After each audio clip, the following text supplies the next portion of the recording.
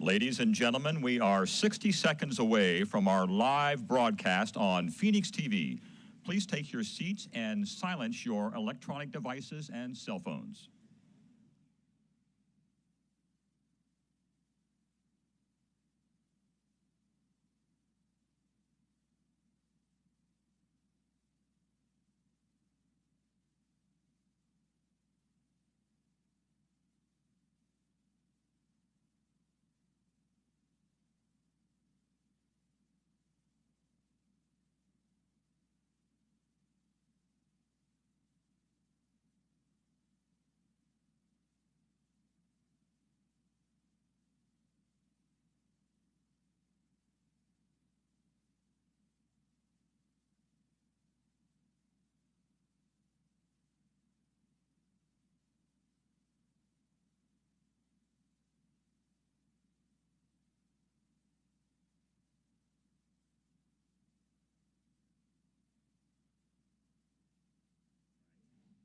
Jason, you ready?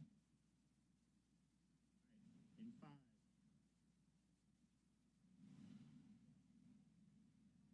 Ladies and gentlemen, good morning and welcome to the 2021 Phoenix Mayor and City Council Inauguration Ceremony. For the consideration of others at this time, please turn off or silence all cell phones and electronic devices.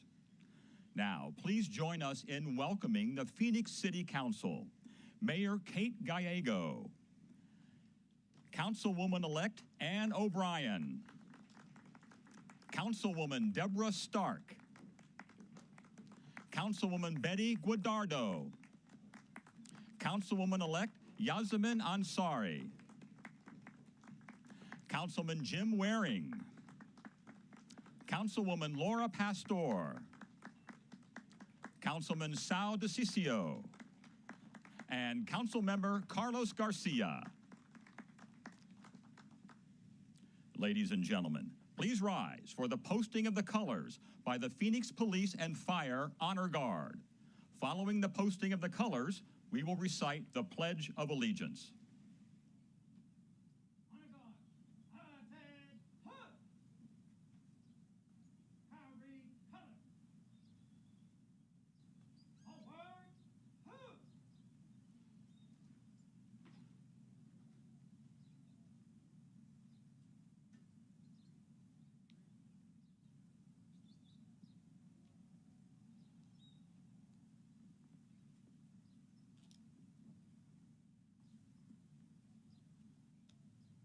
Ready? Front. Post the colors.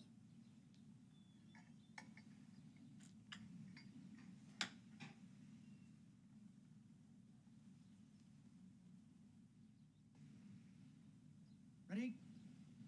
Post.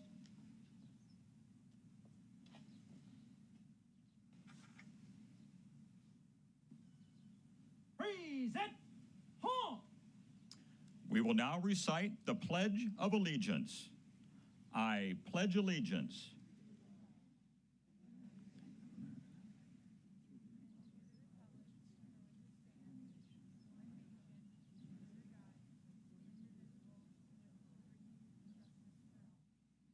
Order. Home. Ready? Face.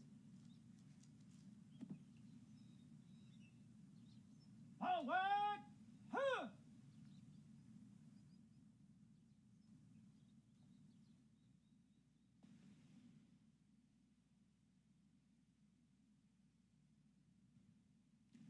You may now be seated. Welcome to the stage, Mari Yepes, to recite a poem.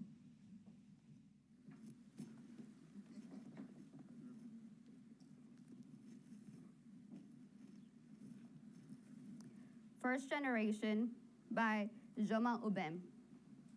Here's to the security guards who maybe had a degree in another land. Here's to the manicurist who had to leave her family to come here, painting the nails and scrubbing the feet of strangers. Here's to the janitors who don't even understand English, yet work hard despite it all. Here's to the fast food workers who worked hard to put a smile on their families' faces. Here's to the laundryman at the Marriott who told me with a sparkle in his eyes how he was an engineer in Peru. Here's to the bus driver, the Turkish, who almost danced when I quoted Ramai. Here's to the harvesters who live in fear of being deported for coming here to open the road for the future generation. Here's to the taxi drivers from Nigeria, Ghana, Egypt, and India who gossip amongst themselves. Here's to them waking up at 4 a.m. and calling home to hear the voices of their loved ones.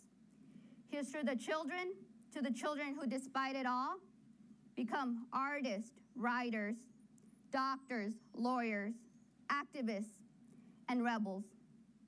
Here's to the international money affairs for never forgetting home. Here's to the children who carry the hearts of their motherland and who, even in sleep, speak with pride about their families. Keep on.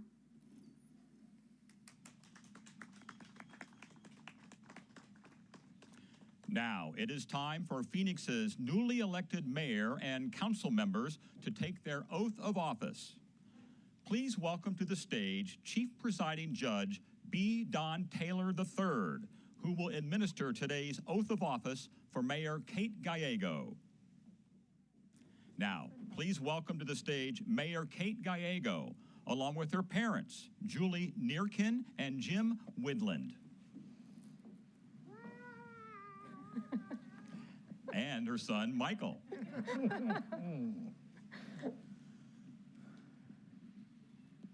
Ready?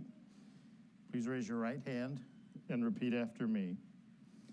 I state your name. I, Kate Gallego, Do solemnly swear do solemnly swear that I will support the Constitution of the United States that I will support the Constitution of the United States and the Constitution and laws of the state of Arizona, and the Constitution and laws of the state of Arizona, that I will bear true faith and allegiance to the same, that I will bear true faith and allegiance to the same, and defend them against all enemies, foreign and domestic, and defend them against all enemies, foreign and domestic, and that I will faithfully and that I will faithfully and impartially discharge the duties and faithfully and impartially discharge the duties of the office of mayor of the office of mayor according to the best of my ability, according to the best of my ability. so help me God. So help me God. Congratulations. Thank you.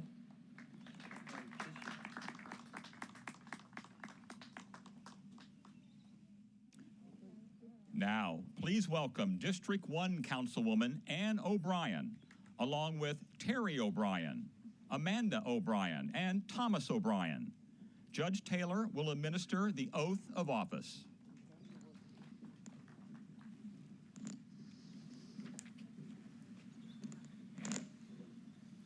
Please raise your right hand and repeat after me.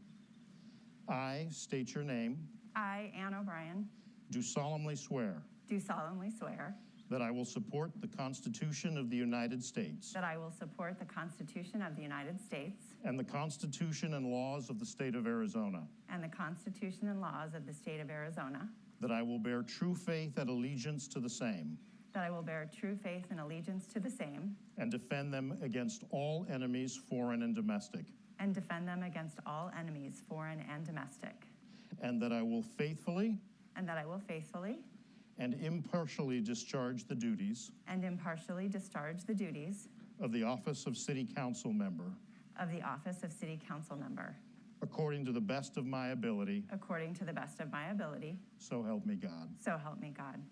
Thank you. Congratulations.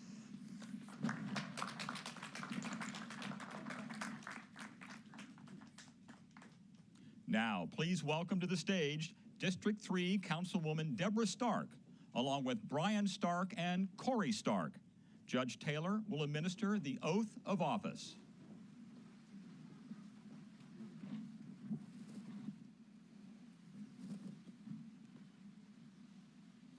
Please raise your right hand and repeat after me. I state your name, I, Deborah Stark, do solemnly swear do solemnly swear that I will support the Constitution of the United States that I will support the Constitution of the United States and the Constitution and laws of the state of Arizona, and the Constitution and laws of the state of Arizona, that I will bear true faith that I will bear true faith and allegiance to the same, and allegiance to the same, and defend them against all enemies, and defend them against all enemies, foreign and domestic, foreign and domestic, and that I will faithfully and that I will faithfully and impartially discharge the duties and impartially discharge the duties of the office of City Council Member of the office of City Council Member according to the best of my ability, according to the best of my abilities. so help me God. So help me God.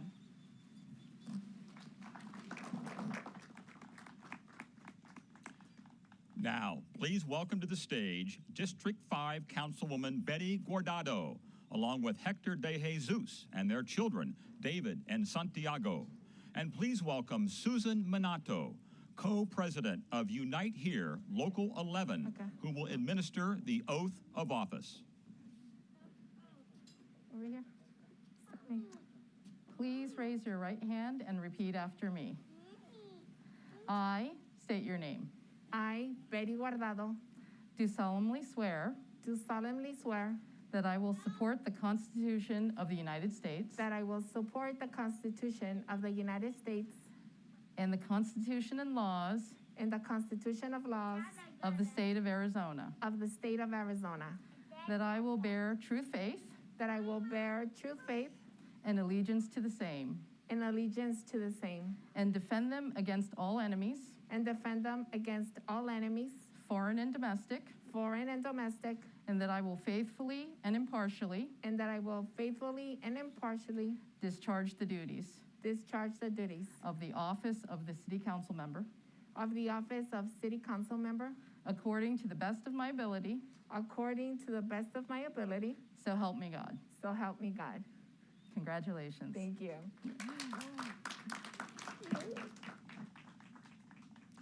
Now, please welcome to the stage District 7 Councilwoman Councilwoman Ansari, along with Bijan Ansari, and please welcome Fariba Ansari, who will administer the oath of office.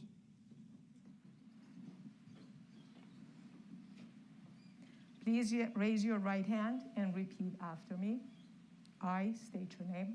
I, Councilwoman Ansari, Do solemnly swear do solemnly swear that I will support the Constitution of the United States that I will support the Constitution of the United States and the Constitution and the Constitution and laws of the state of Arizona, and laws of the state of Arizona, that I will bear true faith that I will bear true faith and allegiance to the same, and allegiance to the same, and defend them against all enemies, and defend them against all enemies, foreign and domestic, foreign and domestic, and that I will faithfully and that I will faithfully and impartially discharge the duties and impartially discharge the duties of the office of the City Council Member of the office of the City Council Member according to the best of my ability, according to the best of my ability, so help me God. so help me God.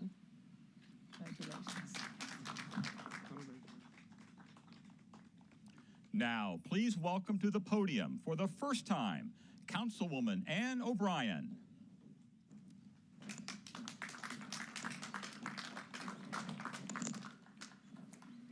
Mayor, fellow council members, family, and friends, I'm incredibly honored and humbled to be standing on this stage today as the new representative of the amazing residents of Phoenix Council District 1. I'm extremely grateful for their support and for the trust they have placed in me to be the voice that expresses their views on issues facing our city, to be the ear that listens to their concerns and worries about their neighborhoods, and to be the open arms that will welcome their ideas on how to improve the quality of life in Phoenix.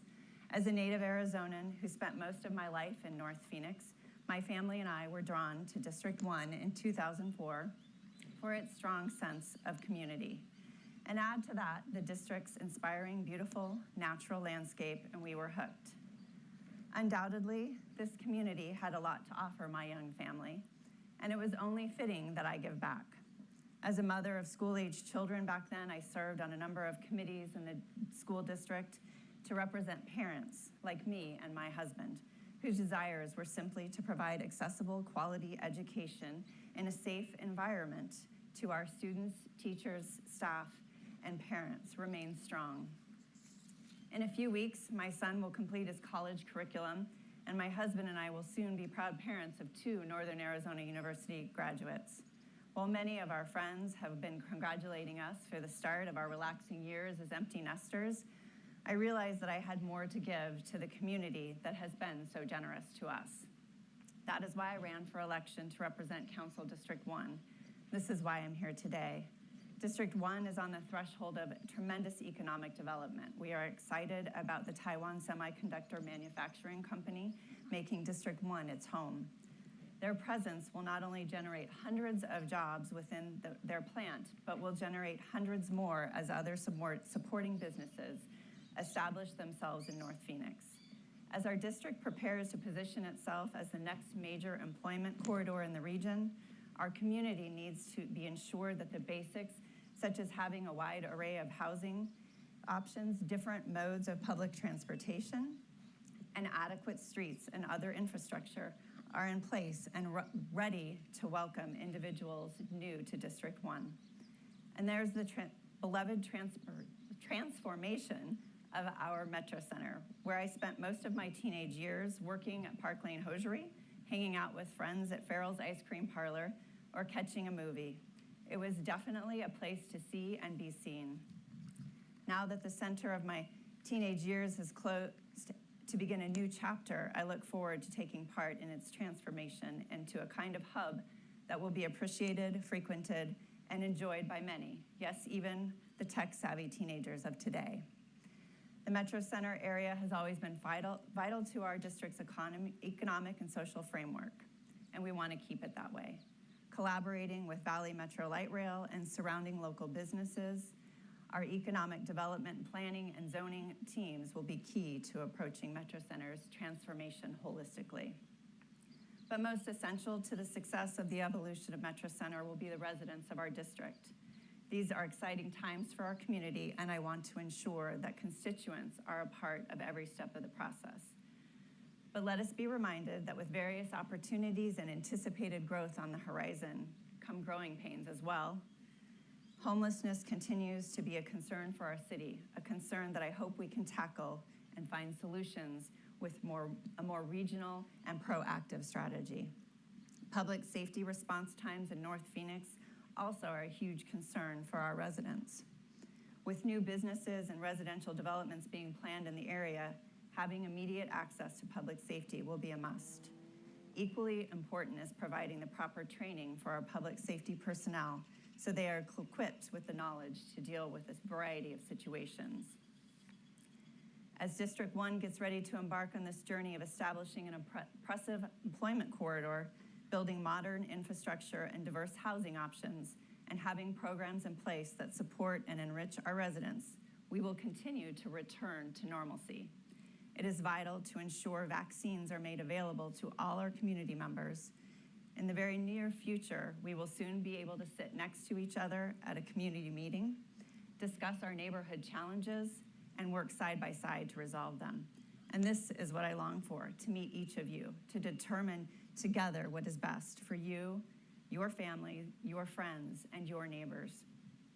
I'm grateful for the wisdom and knowledge shared with me by my predecessor, Vice Mayor Felda Williams, whose impressive 30 years of public service are marked with notable contributions that have improved our Phoenix community. I have very, very big shoes to fill, and very stylish shoes at that. I'm eager to work alongside my new colleagues, the mayor, and all the council men and women and members.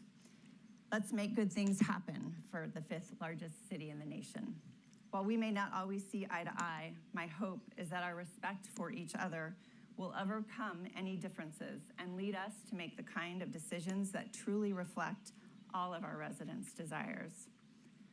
And I want to acknowledge this historic moment. For the first time in Phoenix history, that all the members and the mayor being sworn in are women. This is an auspicious moment. Finally, thank you to my family, the people who thought I was out of my mind when I decided to run for election yet again, but are the same people who fully supported me when I got into the thick of things and still do. Mom and Dad, I'm thankful for all your love and the many lessons you taught me, lessons like life isn't fair and anything worth doing is worth doing right. And to my sister and brother-in-law who had my back during the campaign. Thank you to my daughter Amanda, who will soon start a new chapter of her life when she marries her fiance Jordan next month.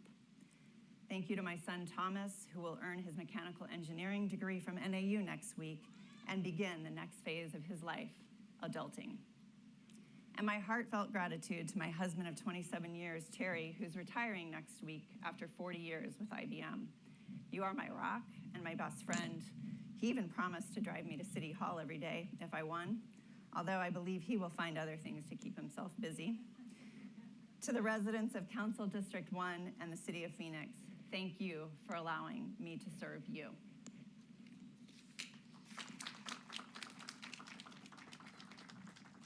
Thank you, Councilwoman O'Brien. Now, please welcome to the podium, Councilwoman Deborah Stark.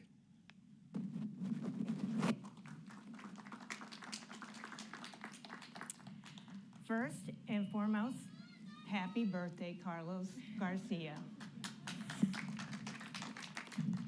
Mayor, council, family, and friends, it is an honor to be reelected to the council seat of District 3 in the city of Phoenix. During my first term, I saw numerous accomplishments that included creating a gated alley program, ensuring adequate infrastructure is being built to protect our water supply, accelerating our pavement management program to improve our roads, ensuring 2 golf courses that were in District 3 no longer rely on drinking water to water their courses, enhancing recreational amenities in several parks in District 3, assisting 3 neighborhoods create a block watch organization, adopting a plan for persons experiencing homelessness, securing the future of our recycling program, seeking state legislation to ensure the residents and the neighbors that abut sober living homes are protected, and beginning the process to ensure the redevelopment of Paradise Valley Mall. However, I know there is much to be accomplished in the second term to foster economic growth and preserve our quality of life. We together, the mayor and council, must work to ensure this. While we may not agree on every issue, I believe through mutual respect, we can do great work for our city. I hope to continue to address the issue of homelessness and seek solutions that truly work. I hope to see us offer the gated alley program to all our neighborhoods desiring the alleys. Infrastructure is the backbone of our city, and I will work to ensure we protect our water supply, improve our roads, provide multimodal means of transportation, seek solutions for flooding, and build and enhance our communication network. I am also committed to public safety because they protect us. One of the projects with regards to public safety is that we make our streets safer for pedestrians and motorists. I hope that we have a plan to adopt soon that addresses how we can make streets safer for all. I'm also committed to public parks, libraries, and the arts. These uses bring an important dimension to our city. But most important to me is serving the public with the everyday problems.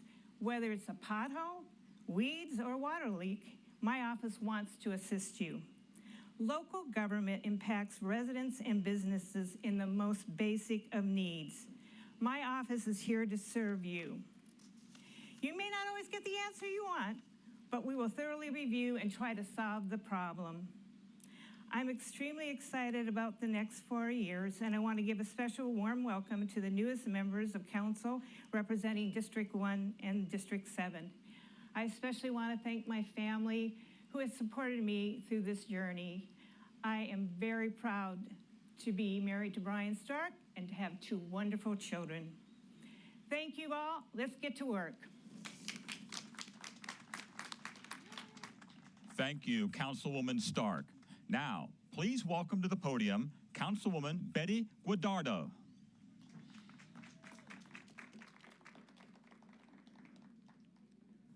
good morning, everyone. And again, as well, happy birthday, Councilmember Garcia. Councilwoman Stark beat me to it.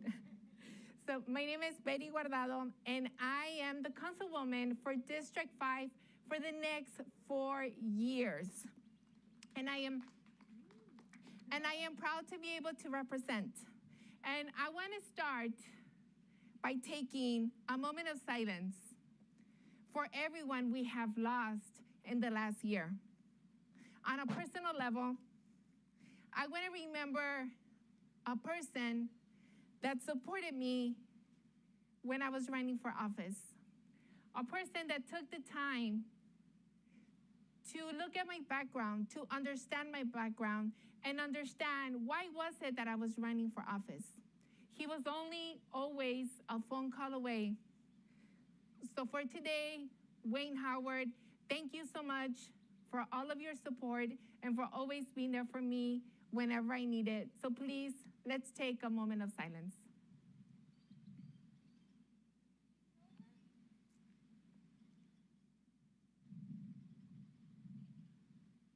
Thank you. So I want to start. I have a lot of people to thank.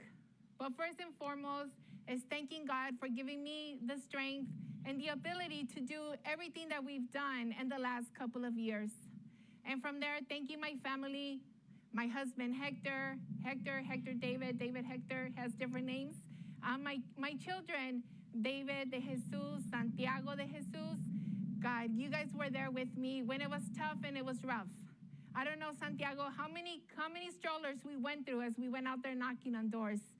David, you became such a professional, asking everyone to put up a yard sign, and at the end, you wanted to go out and do your own doors. And Hector, David, thank you so much for coming into my world, learning how to be a campaigner, doing all the work that you did to being able to ensure that I was able to win my election. I also want to thank the constituents of District 5. I want to thank all of my supporters and everyone that stood by my side for the last 2 years. And then I also want to thank the people that made the magic happen over at City Hall. It was my team. It was Andrew, Michael, and Emmanuel. They took every single phone call. They returned every email. They made sure that they were able to give the answers, even though they were probably not happy with the answers, but they were able to serve. So thank you so much for our team as well. And then I also want to welcome and congratulate Councilwoman Ansari and Councilwoman O'Brien. You guys ran your campaigns with such grace and with a lot of heart. And I know that the way that you guys ran is the same way that you guys will be able to serve your constituents. I'm excited to be able to serve with majority women now on the city council. I think we're going to make a lot of great things happen in the 5th largest city in the country. And I also want to congratulate our Mayor Gallego. I know that it's not been easy, and you did such an amazing job. Thank you for all of your leadership. And Councilwoman Stark, yes, we are going to gate all the alleys out in the city of Phoenix. So thank you for all of your hard work. And the events of the past year tested us as a city, and it tested us as a council. I don't think anyone thought that they wanted COVID-19. No one planned for the devastating impact it has had on our health and even our very lives of our families, friends, and neighbors. No one scheduled their job loss and the economic pain it has brought, least of all to the working families already living paycheck to paycheck. But as Robert Kennedy once said, all of us might wish we lived in a more tranquil world, but we don't. And if our times are difficult and perplexing, so are they challenging and filled with opportunity. The question that faces us today is, will we rise to the challenge and seize the opportunity? I am humbled and grateful for the support I have received from voters in District 5. In the height of COVID-19 pandemic, they told me about their struggles to pay their bills, take care of their children, and be able to be responsive and a good neighbor. The residents of District 5 have been the hardest hit by COVID-19. suffering the higher rates of infection and the lowest rates of vaccination. Many of whom work in the hospitality and food service industries. They never had the luxury to be able to work from home. You can't cook through Zoom, and you cannot clean a room through Zoom. Many returned to work with companies that ignored basic health and safety protocols. Far too many returned to work only to learn that even after years of steadfast dedication and service, they no longer had a job. As it became painfully clear that workers were the last on a very long list of company priorities. Those of us on the City Council work to allocate resources for the displaced, the jobless, the most vulnerable, and the working families who had never relied on public assistance before. While we try to act quickly to support our communities, the real heroes of this past year have been our city essential workers. To our 911 operators, our park rangers, our firefighters, our police officers, our teachers, our doctors and nurses, our grocery store workers, our bus drivers, and our airport workers. And to all of our essential workers, I just want to say thank you. Both as a councilwoman and as a mother, I am humbled by your example of service.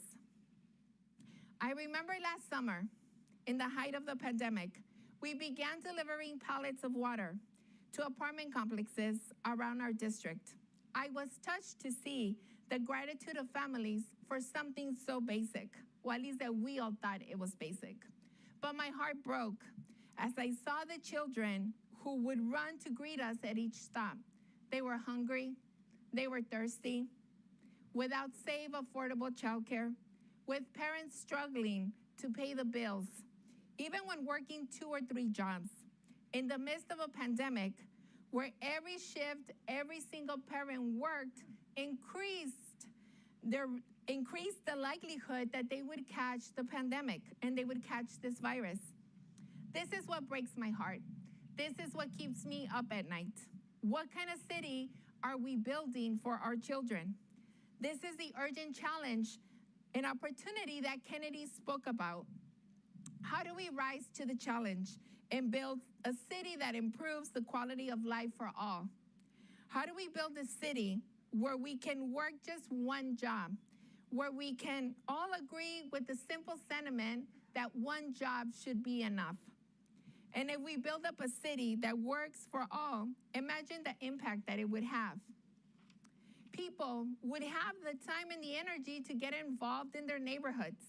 They would have the money to be able to support our local businesses.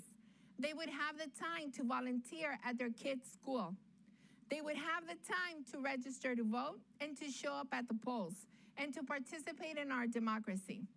And if we build a city that works for all, how would our neighborhoods look? How would our schools look? How would our streets look? How would our libraries, our parks, and our community centers look? How would our democracy look? On the City Council, I am proud to say that we have adopted a plan to address the challenges of homelessness. We also adopted a plan to address the crisis of housing. But we still have not adopted a plan to address how are we going to raise the quality of life for all in our city? How are we going to ensure that those who lost their jobs when our tourism industry came to a screeching halt are going to be able to return to work? How are we going to turn tragedy into opportunity to upskill our displaced workers? How are we going to ensure they are not punished for a pandemic that they didn't ask for? How are we going to raise wages for those that work in our construction industry and fairly reward them for their skill? How are we going to improve and expand the options for our parents desperately searching for quality and affordable childcare? How are we going to pave a road for our residents that give the best chance to reaching the middle class? The COVID-19 crisis has pulled back the curtains for all of us to see. Our community is broken in very real ways. Working people, those that do the most essential jobs, in our community deserve the support of the City Council. As we contemplate our city budget and our incoming federal allocation from the American Rescue Plan, we must act boldly. We must remember Kennedy's words. While these are difficult and perplexing times, we must rise to the challenge and seize the opportunity. Thank you to the voters of District 5 for giving me their trust and support. Together, we will build a Phoenix that works for all. Thank you. Thank you, Councilwoman Guardado. Now, please welcome to the podium, for the first time, Councilwoman Ansari.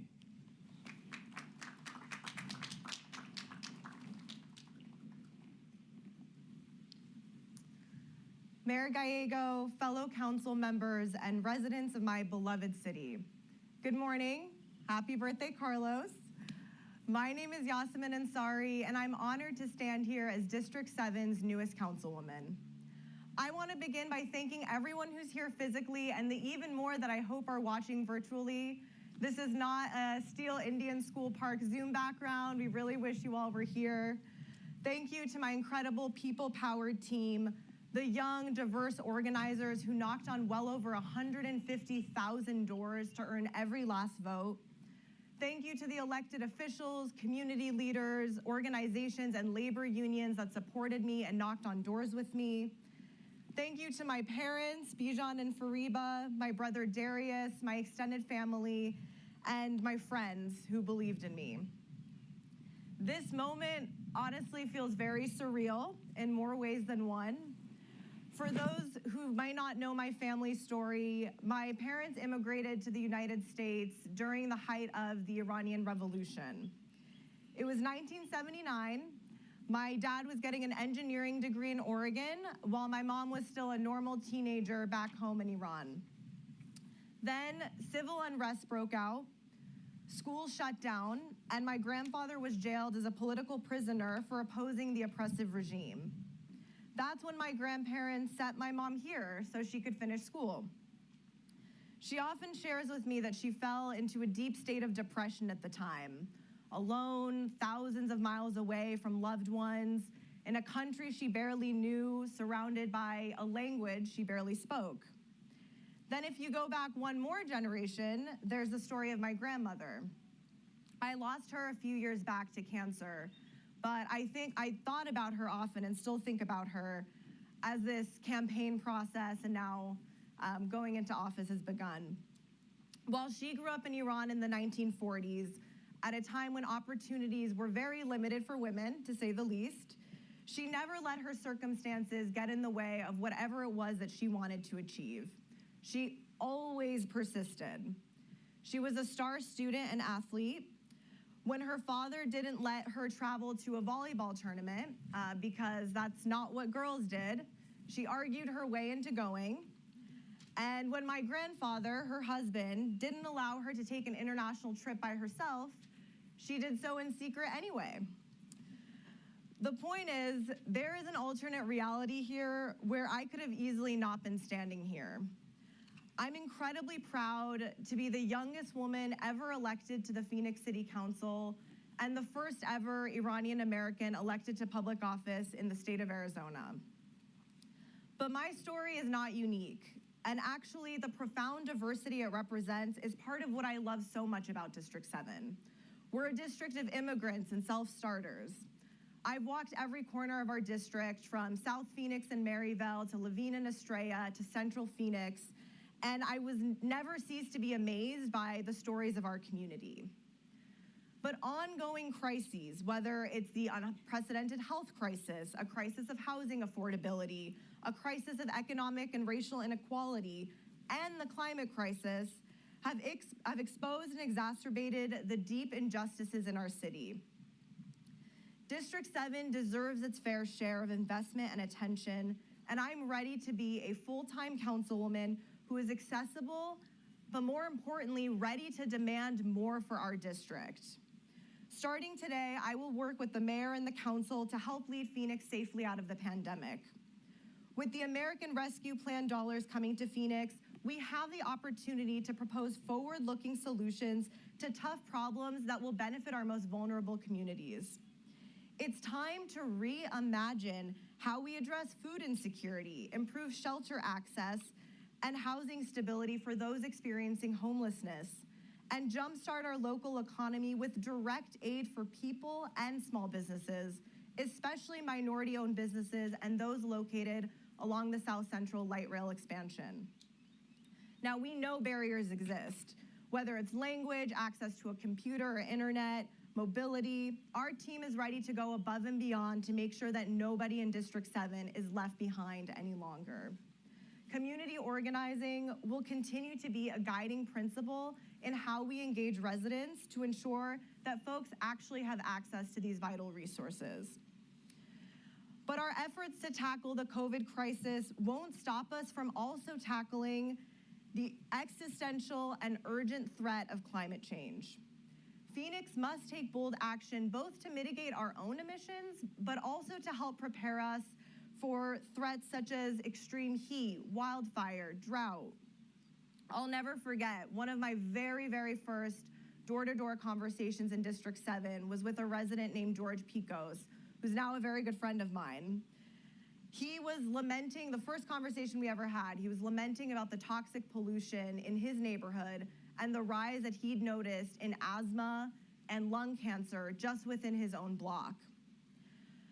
I refuse to accept environmental racism as the status quo. Harmful pollution disproportionately impacts low income and communities of color. But the good news is we actually have the knowledge and the power to change this. This is why I'm very, very excited to take an active role in developing and implementing Phoenix's new climate action plan. I'll fight for an accelerated path to 100% renewable energy and the creation of good-paying union jobs to help get us there. By expanding clean and affordable public transportation, ensuring that electric vehicles are affordable and accessible to working families, planting trees and creating parks and community gardens in typically underserved neighborhoods, expanding our Cool Pavement program across the city, and so much more, together we can build a sustainable and equitable and resilient city that's fit for purpose. And part of this sustainable future means actually tackling the affordable housing crisis head on. Thousands of our neighbors go without shelter every night, and I've had countless conversations with District 7 residents who are a paycheck away from the same experience. It's inhumane, it's unacceptable. I'm eager to fast-track actions outlined in the first ever Phoenix Housing Plan, increase the number of affordable housing units in District 7, and prioritize permanent supportive housing across the city and the region. Together, I know that we can build a district and a city where everyone can prosper, where living wages and high-quality jobs are the norm, where clean air and water are a given, and where no matter what your background is or what income level you have, you feel welcome and safe in the city of Phoenix. Thank you again to District 7 for the honor of a lifetime. I'm so excited to get to work. Thank you so much.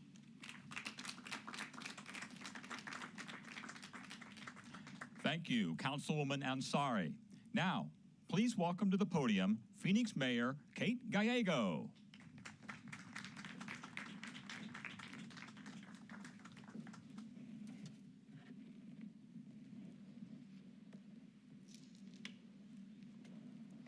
It's my honor to join you here today to begin my first full term as Phoenix Mayor. I want to thank the people who have gone on this amazing journey with me, my parents, my entire campaign team and City Hall team led by Lisa Fernandez, and all of the people of Phoenix who have made this dream possible. I join my colleagues in feeling the excitement of today. It's wonderful to make it official and recognize Councilwoman O'Brien, Councilwoman Ansari, and to welcome back Councilwoman Guardado and Councilwoman Stark. This means that Phoenix is the largest city in the country with a female mayor and a female city council. It's a remarkable group of women, but one thing they all have in common is they were all told, don't run, you're not gonna win, and they were willing to defy the odds. I congratulate all of them. It is exciting. Councilwoman O'Brien is a statewide leader in education and a bridge builder. Councilwoman Stark is such a hard worker and so dedicated to the long-term future of the city of Phoenix. Councilwoman Guardado has lived the American dream, and her life story is an inspiration for so many in our community. And Councilwoman Ansari, they're gonna have to rewrite a lot of record books for her. She's still in her 20s. With these great colleagues and my returning colleagues, we know the best is ahead. I join everyone in wishing a happy birthday to Councilmember Garcia. This is the team that will address the many great challenges facing the city of Phoenix. It wouldn't be a City of Phoenix Kate Gallego speech if I didn't mention that I would encourage you to get a vaccine and to remind people that wearing masks does slow the spread of COVID-19. But we know that the light is at the end of the tunnel, and we have to talk about how we can start planning for how Phoenix emerges from the many challenges that we have faced in 2020 and even before then.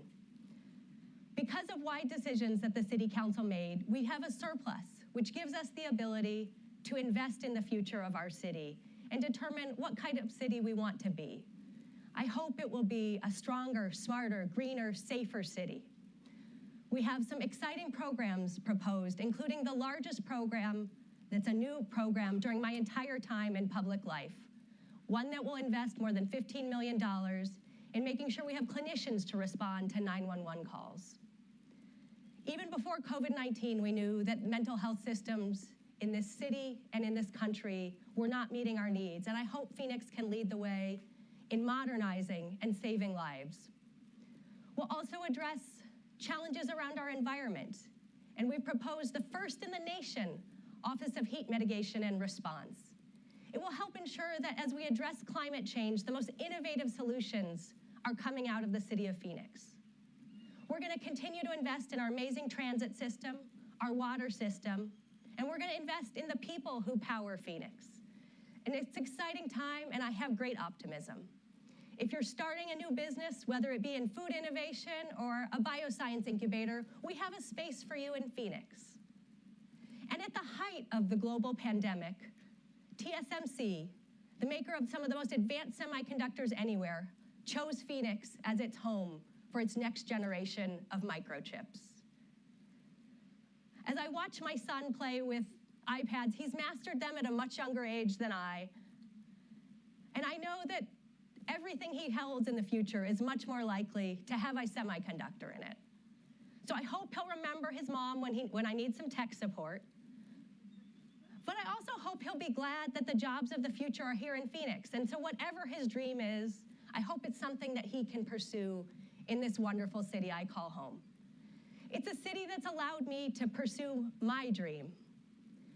When I began the path to run for Phoenix mayor in 2017, I was newly divorced, I had an infant, I was in the middle of moving.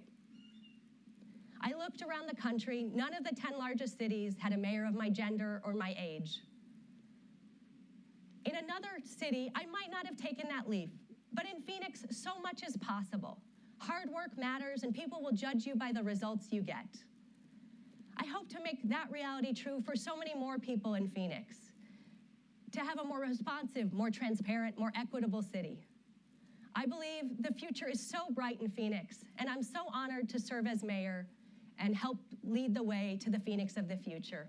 Thank you. Thank you, Mayor Gallego. To end our program, please welcome to the podium Temple Solio's Senior Rabbi, John A. Linder, for the benediction. Happy birthday.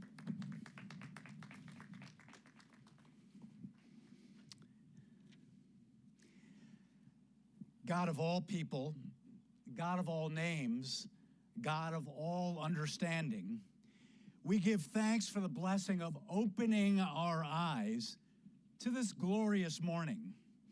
We give thanks for the lives of service to which our public officials have dedicated themselves and to the Phoenix citizens who elected them. We recognize the tension inherent in being an elected official. On one hand, it does boil down to a popularity contest, in that you rely on the popular vote in order to serve. And on the other hand, you are elected by what you stand for. Sometimes the need for the former can erode the backbone of the latter. Councilwomen Ann O'Brien, Deborah Stark, Betty Guardado, Yasamim Ansari, and Mayor Kate Gallego, we celebrate your inauguration, this awakening of a new day, joined by fellow council members Waring, Pastor, DeCiccio, and Garcia. Happy birthday. To our mayor and city council, my prayer for you is to see the common values that bind together each council district in the city of Phoenix, to unite around a vision that sees and cares for all the residents of our city. We have seen you lead in this way in the face of one of the most challenging years for our country. With your insistence on following science and public health protocol, Phoenix has provided critical leadership for our country, our county, our state, and yes, our country, as we now begin to emerge from the ravages of the pandemic. Your leadership has saved lives, and our business community will return stronger than ever. The challenge before you is daunting and overwhelming.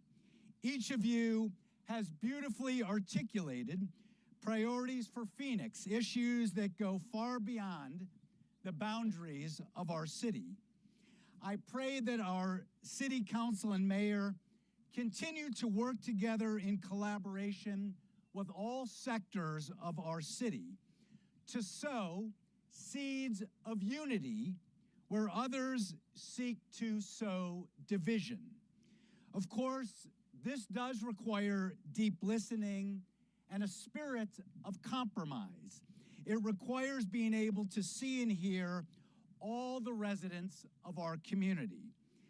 I stand on the common ground of our faith community when I say Phoenix's success will be measured by how we treat the most vulnerable, people of color, our veterans, the homeless, the undocumented, the unemployed and underemployed, the incarcerated, our LGBTQ brothers and sisters, the mentally ill, the uninsured, and our fragile planet entrusted to our care.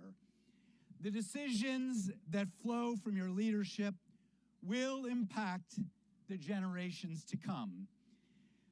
Of course, the place of this inauguration, Steele Indian School Park, should not be lost on any of us. Yes, the choice of the outdoors was made in part to the ongoing precautions and best practices called for during this ongoing pandemic. Yet, as importantly, is what this park stands for. Its history is part of the story of our city and nation in our treatment of Native Americans, the First Nation. On this soil, the boarding school, like others across our country, that imposed assimilation at the expense of the rich Native American culture and way of life.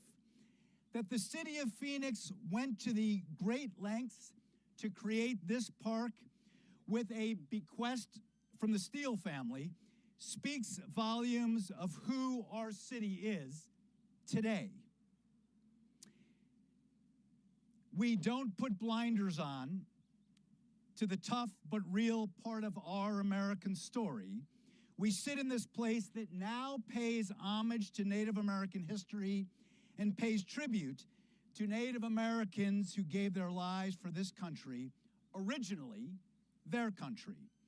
The Native American poetry etched in concrete throughout this park beckons our mayor and city council and all of us to see the opportunity that honors our cultural diversity, a place of equal opportunity for all its residents, a city that treats everyone as created in the image of God.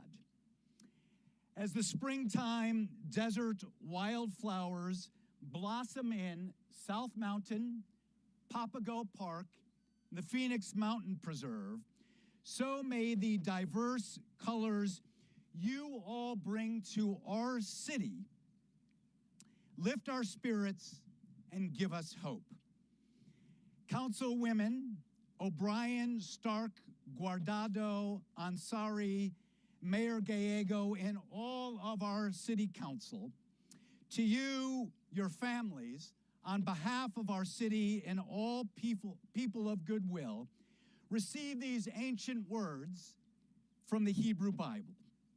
May God bless you and keep you. May God's countenance shine upon you and be gracious to you.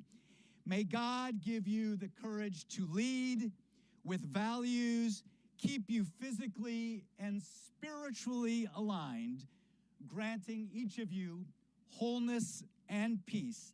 As we say together, Amen.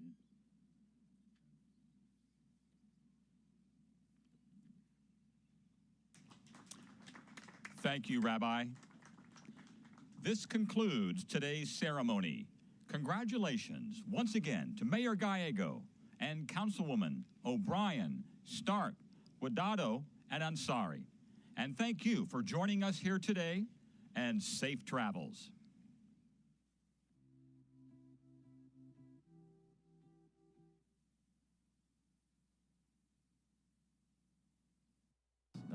The one rule with mask, no gaiters or bandanas. It has to be an actual face covering that you have to wear at all times. Fans are also not allowed to bring in any personal bags, except for small clutch purses and diaper bags.